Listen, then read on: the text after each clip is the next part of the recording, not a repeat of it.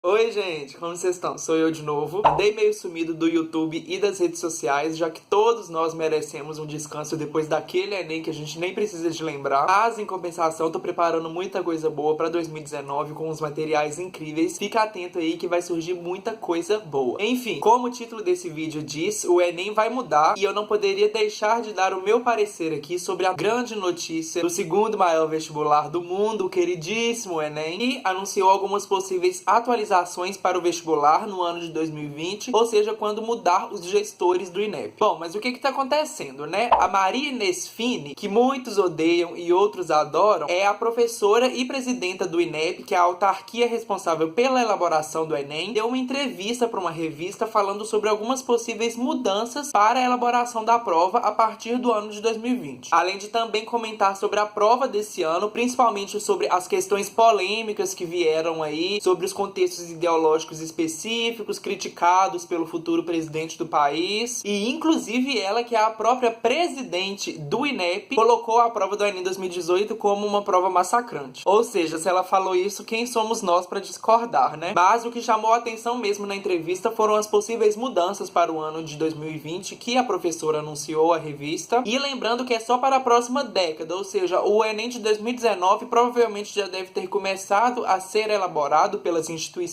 responsáveis pelas questões da prova. Então, se você vai fazer o Enem 2019, fica despreocupado que vai manter o mesmo padrão do Enem convencional. E quais são os motivos dessas mudanças, né? De acordo com ela, a prova está mantendo um padrão que dificulta a capacidade de discernimento do aluno nas matérias do ensino médio, porque precisa de conhecer conteúdos muito específicos de todas as matérias, incluindo aquelas que o aluno não tem um bom desempenho. E para transformar essa atual prova, que está cada vez mais difícil, a Maria Inês selecionou algumas mudanças para a nova década, só que ainda não está confirmado, já que a própria deixou bem claro que essas mudanças precisam estar intimamente ligadas com as mudanças no ensino médio, que ainda não entrou em vigor no país. Eu não vou chegar a ler a reportagem toda para vocês, para esse vídeo não ficar grande, eu só quero anunciar para vocês essas possíveis mudanças que podem ser feitas no ano de 2020. Não vou chegar a ler não, porque as respostas da Maria Inês são bem elaboradas, são 3 folhas de reportagem, então vou mais resumir para vocês mesmo essas mudanças. Em primeiro lugar, a Maria Inês defende a ideia de que a prova seja elaborada pelo aluno em 2 fases, assim como são vários vestibulares específicos aqui no país, como a UERJ. E essas 2 fases seriam divididas em a primeira fase como uma prova mais simples para todos os alunos, em que não é necessário um conhecimento muito específico das matérias dadas pelo ensino médio, sendo assim questões mais básicas em que o aluno não precisa de saber detalhes, conhecimentos muito específicos sobre determinadas matérias. E após ser aprovado nessa primeira fase, o aluno seria encaminhado para a segunda fase do vestibular, onde aí sim teriam questões mais específicas e mais elaboradas, com conteúdos interdisciplinares sobre questões ambientais, questões sociais, onde essa segunda fase irá quebrar a ideia de prova de todas as matérias, pois o aluno deverá escolher qual área seguir profissionalmente, e se ele escolher humanas, ele vai fazer a segunda fase de humanas, assim como biológicas e exatas. Dessa forma, como consequência, a professora pretende diminuir o número de questões para pelo menos metade das questões realizadas atualmente. Ou seja, pelo que eu imagino, a primeira fase teria lá 80 questões, 10 questões para cada matéria, talvez, e na segunda fase teria apenas 45 questões da matéria específica escolhida pelo aluno. Além disso, ela deixou claro que a prova não ficaria mais fácil ou mais difícil, porque disse que a primeira fase seria como se fosse um Enem convencional mesmo, com todas as matérias,